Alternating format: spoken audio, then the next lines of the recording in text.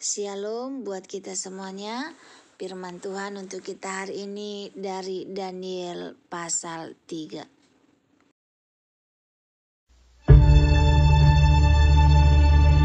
Raja Nebukadnezar membuat sebuah patung emas yang tingginya 60 hasta dan lebarnya 6 hasta yang didirikannya di dataran Dura di wilayah Babel. Lalu Raja Nebukadnezar menyuruh orang mengumpulkan para wakil raja, para penguasa, para bupati, para penasihat negara, para bendahara, para hakim, para ahli hukum, dan semua kepala daerah untuk menghadiri pentabisan patung yang telah didirikannya itu. Lalu berkumpullah para wakil raja, para penguasa, para bupati, para penasihat negara, para bendahara, para hakim, para ahli hukum, dan semua kepala daerah untuk menghadiri pentabisan patung yang telah didirikan Raja Nebukadnezar itu. Dan berserulah seorang bentara dengan suara nyaring, "Beginilah dititahkan kepadamu, hai orang-orang dari segala bangsa, suku bangsa, dan bahasa.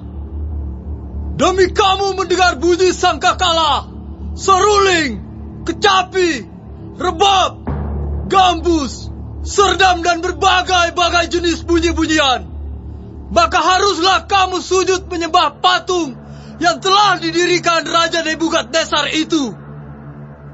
Siapa yang tidak sujud menyembah akan dicampakkan seketika itu juga ke dalam perapian yang menyala-nyala." Sebab itu, demi segala bangsa mendengar bunyi sangkakala, seruling, kecapi, rebab, gambus, dan berbagai-bagai jenis bunyi-bunyian, maka sujudlah orang-orang dari segala bangsa, suku bangsa, dan bahasa, dan menyembah patung emas yang telah didirikan Raja Nebukadnezar itu. Pada waktu itu juga, tampillah beberapa orang Kasdim menuduh orang Yahudi. Berkatalah mereka kepada Raja Nebukadnezar, "Ya Raja, kekalah hidup Tuanku. Tuanku Raja telah mengeluarkan titah bahwa setiap orang yang mendengar bunyi sangkakala, seruling, kecapi, rebab, gambus, serdam, dan berbagai-bagai jenis bunyi-bunyian harus sujud menyembah patung emas itu. Dan bahwa siapa yang tidak sujud menyembah akan dicampakkan ke dalam perapian yang menyala-nyala." Ada beberapa orang Yahudi yang kepada mereka telah Tuanku berikan pemerintahan atas wilayah Babel, yakni Sadrak, Mesak, dan Abednego. Orang-orang ini tidak mengindahkan titah Tuanku, ya Raja. Mereka tidak memuja dewa Tuanku dan tidak menyembah patung emas yang telah Tuanku dirikan. Sesudah itu, Nebukadnezar memerintahkan dalam marahnya dan geramnya untuk membawa Sadrak, Mesak, dan Abednego menghadap.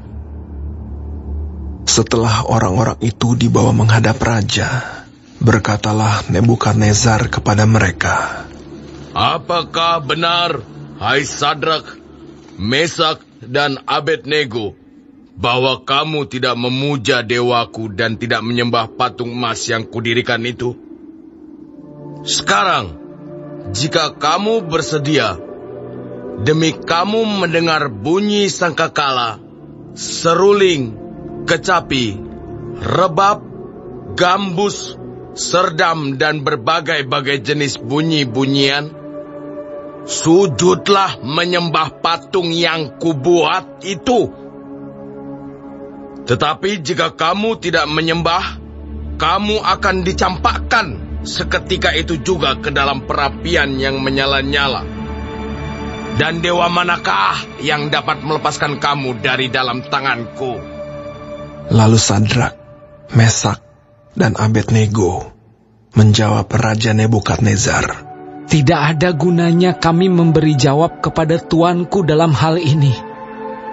Jika Allah kami yang kami puja sanggup melepaskan kami, maka Ia akan melepaskan kami dari perapian yang menyala-nyala itu, dan dari dalam tangan-Mu, ya Raja.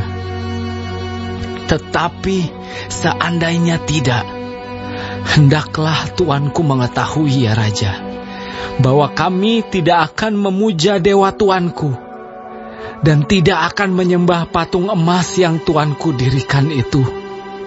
Maka meluaplah kegeraman Nebukadnezar. Air mukanya berubah terhadap Sadrak, Mesak, dan Abednego. Lalu diperintahkannya supaya perapian itu dibuat 7 kali lebih panas dari yang biasa. Kepada beberapa orang yang sangat kuat dari tentaranya, dititahkannya untuk mengikat Sadrak, Mesak, dan Abednego dan mencampakkan mereka ke dalam perapian yang menyala-nyala itu. Lalu diikatlah ketiga orang itu dengan jubah, celana, topi, dan pakaian-pakaian mereka yang lain, dan dicampakkan ke dalam perapian yang menyala-nyala. Karena titah raja itu keras, dipanaskanlah perapian itu dengan luar biasa, sehingga nyala api itu membakar mati orang-orang yang mengangkat Sadrak, Mesak, dan Abednego itu ke atas. Tetapi ketiga orang itu, yakni Sadrak, Mesak, dan Abednego, jatuh ke dalam perapian yang menyala-nyala itu dengan terikat. Kemudian terkejutlah Raja Nebukadnezar, lalu bangun dengan segera. Berkatalah ia kepada para menterinya, "Bukankah 3 orang yang telah kita campakkan dengan terikat ke dalam api itu?" Jawab mereka kepada raja. "Benar, ya Raja." Katanya, "Tetapi ada 4 orang kulihat berjalan-jalan dengan bebas di tengah-tengah api itu. Mereka tidak terluka, dan yang keempat itu rupanya seperti anak dewa." Lalu Nebukadnezar mendekati pintu perapian yang bernyala-nyala itu. Berkatalah ia, "Sadrak, Mesak, dan Abednego, hamba-hamba Allah yang maha tinggi, keluarlah dan datanglah kemari." Dan para wakil raja, para penguasa, para bupati, dan para menteri raja datang berkumpul. Mereka melihat bahwa tubuh orang-orang ini tidak mempan oleh api itu, bahwa rambut di kepala mereka tidak hangus, jubah mereka tidak berubah apa-apa, bahkan bau kebakaran pun tidak ada pada mereka. Berkatalah Nebukadnezar, "Terpujilah Allahnya Sadrak, Mesak, dan Abednego. Ia telah mengutus malaikatnya dan melepaskan hamba-hambanya yang telah menaruh percaya kepadanya dan melanggar titah raja, dan yang menyerahkan tubuh mereka karena mereka tidak mau memuja dan menyembah Allah manapun kecuali Allah mereka.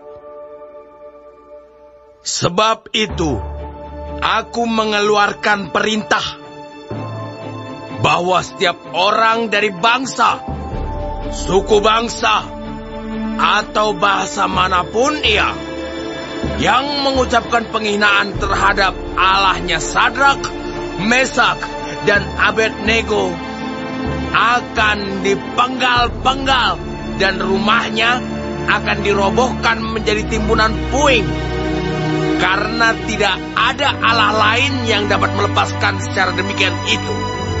Lalu raja memberikan kedudukan tinggi kepada Sadrak, Mesak, dan Abednego di wilayah Babel.